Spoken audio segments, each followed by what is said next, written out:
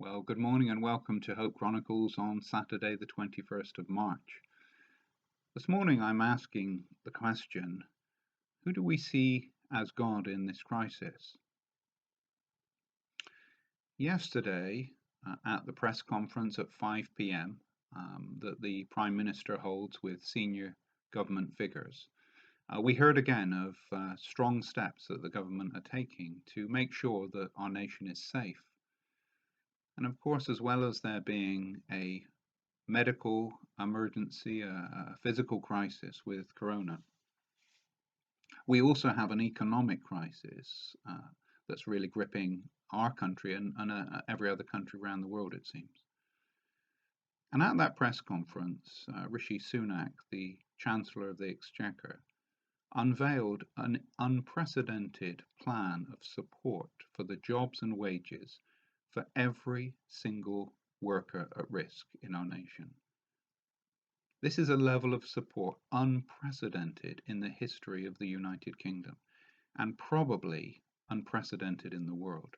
It's the sort of package that my heart, when I heard it, I wanted to say thank you, Chancellor, thank you, government, for stepping in such a way to support the people of this country.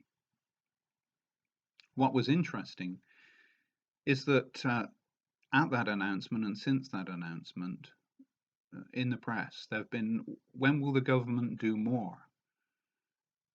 And that's despite this incredible support package that's being put forward.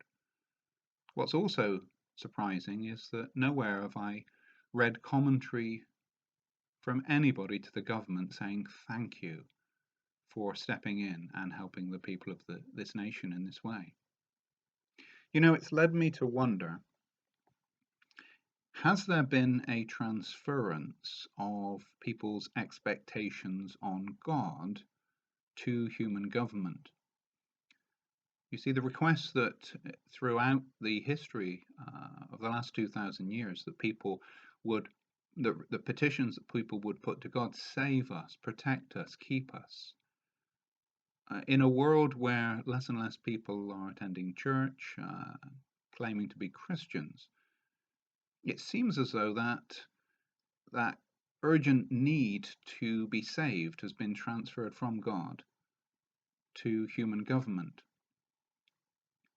And I wonder to myself, is how people respond to government, do more, we want it now, and no sense of thank you, a reflection on how people respond to God?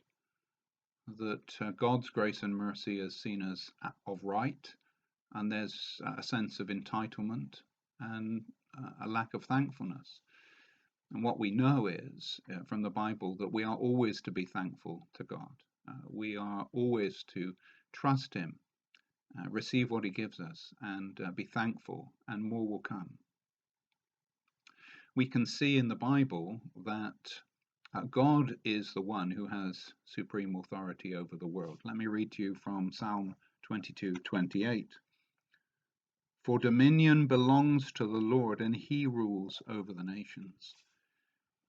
He is the one who has dominion over our world, Christianity believes. And Romans 13 tells us that those who are in authority exercise that authority under His guidance and with His blessing and with His provision. So it's important in these days for us to keep good perspective on who the one is that we should go to for our ultimate needs and the limited role of our human government. And because they have a limited role and they need insight and wisdom, I want to encourage us today to cry out to God for our leaders, our national leaders, our local leaders, our church leaders, our community leaders, and ask God to give them wisdom, insight, courage, strength, and the ability to lead us well through these difficult days. Well, my prayer for you is that you'll know peace today, and you might find some measure of joy also, as God takes you by the hand and leads you through to a place of peace.